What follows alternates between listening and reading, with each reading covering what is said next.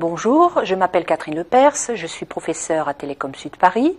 Dans cette partie, nous allons voir les composants optiques actifs d'un réseau GPON ainsi que son budget optique.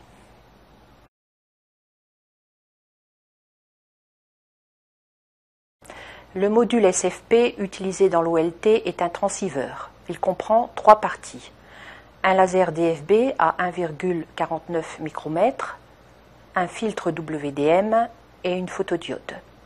Son principe de fonctionnement est le suivant. La lumière issue du laser DFB à 1,49 micromètres est injectée dans la fibre optique monomode dans le sens descendant en passant en transparence dans le filtre WDM.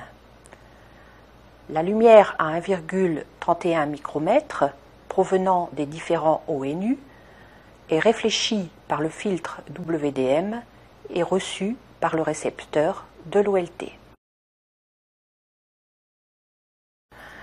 On observe ici le signal optique en mode burst reçu par la photodiode. Le signal provenant d'un ONU proche de l'OLT a une puissance optique moyenne de -13 dBm. Le signal plus éloigné a une puissance optique moyenne très faible de -28 dBm.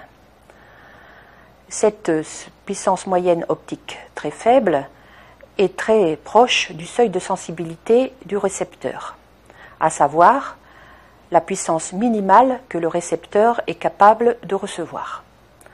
Entre les deux signaux, on a un intervalle de garde de 25 nanosecondes pendant lequel l'OLT adapte son seuil de décision en fonction de la puissance moyenne du signal à venir. En sortie du récepteur optique, la puissance optique a été convertie en un signal électrique Vout.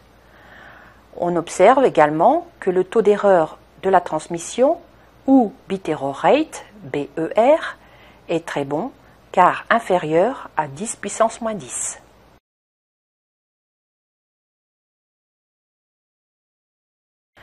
Le module SFP de l'ONU fonctionne de la même manière que le module SFP de l'OLT.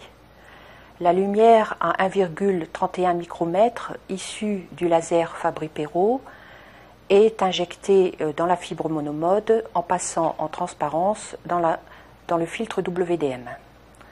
La lumière à 1,49 micromètres provenant de l'OLT est réfléchie par le filtre WDM et reçue par la photodiode PIN du récepteur de l'ONU.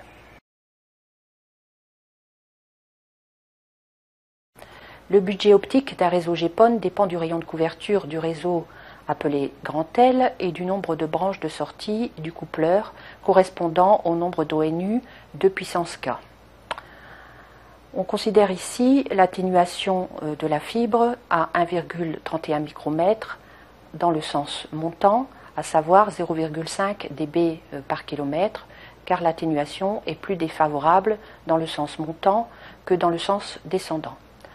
Dans ces conditions, l'atténuation entre les ONU et l'OLT sera égale à 0,5 dB par kilomètre multiplié par L km plus 3 multiplié par K, où 3 multiplié par K correspond aux pertes du coupleur de taux de partage 1 vers 2 puissance K.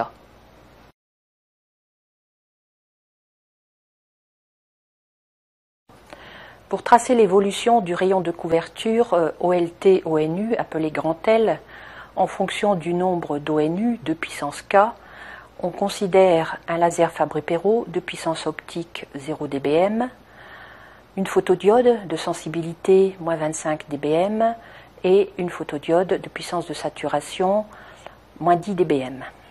La puissance de saturation correspond ici à la puissance maximale que la photodiode est capable de détecter sans saturer. Ces données sont définies dans la norme du réseau GPON classe B. On utilise la formule précédente pour déterminer l'évolution du rayon de couverture maximum, appelé Lmax, correspondant à une atténuation de 0, -25 dBm égale 25 dB, et du rayon minimum, Lmin, avec 0, -10 égale 10 dB. Ceci permet de déterminer qu'un réseau GPON peut desservir 32 utilisateurs pour un rayon de couverture de 20 km et 64 utilisateurs pour un rayon de couverture de 14 km.